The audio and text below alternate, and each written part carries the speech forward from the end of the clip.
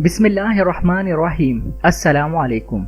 आज की ये वीडियो लंबा सजदा और इसके असरात मुख्तलिफ बीमारियों पर जैसे एलर्जी, डेमेंशिया, अल्जाइमर, चेहरा, आँख, नाक, कान, वबाई अमराज और दूसरी बीमारियों वगैरह पर क्या मुरतब होते हैं। वीडियो की तफसील में जाने से पहले हमारे चैनल एक्सपोज टीवी को सब्सक्राइब करें और बेल आइकन पर क्लिक करें। दोस्तों, जब इंसान 40 क्रॉस कर लेता है तो डॉक्टर्स कहते हैं कि अपने टेस्ट हर 6 महीने के बाद करवाएं, और जो 50 क्रॉस कर लेता है तो खास तौर पर गरीब मुल्कों में रहने वाले लोग मुख्तलिफ बीमारियों का शिकार हो जाते हैं और वक्त गुजरने के साथ साथ ये बीमारियां बढ़कर संगीन नौयत इख्तियार कर लेती हैं।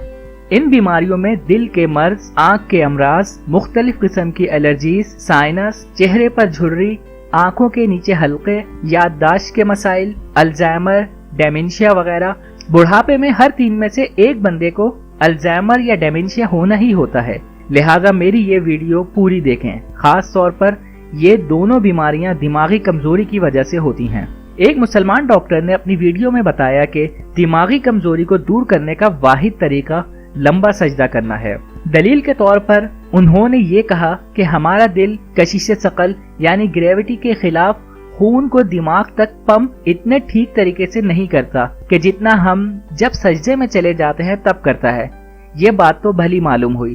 फिर मजीद रिसर्च की तो मालूम हुआ कि राइनाइटिस वाली एलर्जी का भी यही हल है, क्योंकि ये भी दिमागी कमजोरी की वजह से होती है। बहरहाल वाहिद तरीका तो यही है कि आजमा के देखा जाए। जिन लोगों ने आजमाया इनके मुताबिक काफी पुरानी एलर्जी का मसला और दूसरे मजीद कई मसाइल हल हुए। चेहरा खून की सप्लाई की वजह से ताजा रहने लगा और बड़ी उम्र के असरात तकरीबन खत्म हो गए। बालों को खून मिलने की वजह से बाल गिरने कम हो गए। बलगम का मसला बिल्कुल खत्म हो गया। कानों के मसाइल और आंखों की कमजोरी के मसाइल कम हुए और साथ ही साथ आंखों के नीचे काले रंग के हल्के खत्म हो गए। मेरी आप लोगों से गुजारिश है कि सिर्फ 1 महीने लंबा सजदा करके देखें। इंशाअल्लाह मैं आपको यकीन दिलाता हूँ कि आपको अपनी सोच से ज्यादा अच्छे नताइज मिलेंगे। दोस्तों, मुसलमान तो वैसे भी नमाज पढ़ता है। अगर हम नमाज के बाद सजदे शुक्र भी करना शुरू कर दें और साथ साथ इसको लंबा भी कर दें तो यकीन माने ये बीमारियां तो कुछ भी नहीं, हमारे दूसरे बड़े बड़े मसले हल होना शुरू हो जाएंगे।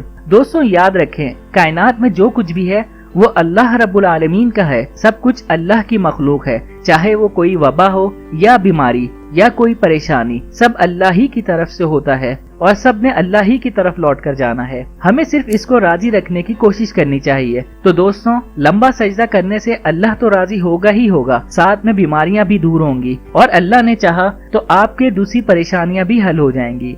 आजकल कोरोना का भी बहुत जोर है। यकीन मानिए, अगर आप हर नमाज के बाद लंबे लंबे सजदे करना शुरू कर दें तो आपके फेफड़े ज्यादा मजबूत हो जाएंगे, क्योंकि सजदे की एक ऐसी पोजीशन है जिसमें इंसान के लंग्स ज्यादा बेहतर काम करते हैं। आजमूदा बात है, आप भी आजमा कर फायदा ले सकते हैं। ये कम से कम आपके फेफड़ों को ताकत जरूर देगा। दोस्तों, आप ये सब बातें जान लीजिए और अपने बुजुर्गों को भी बताएं ताकि वो भी मौजूदा बीमारियों और वबाओं से बचने के लिए कोशिश शुरू कर दें। हजरत अली रज़ियल्लाहु ताला अन्हु ने फरमाया है कि अगर इंसान को पता चल जाए कि सजदे में किन किन नेमतों ने इसे घेरा हुआ है तो वो सजदे से सर उठाना ही ना चाहे। दोस्तों, उम्मीद है आपको मेरी ये वीडियो पसंद आई होगी। इस दरख्वास्त के साथ कि आप अपना और अपने चाहने वालों का खूब ख्याल रखें और हमारे चैनल को सब्सक्राइब करना ना भूलें। वीडियो को लाइक करें, शेयर करें और कमेंट सेक्शन में अपनी कीमती राय का इजहार करें।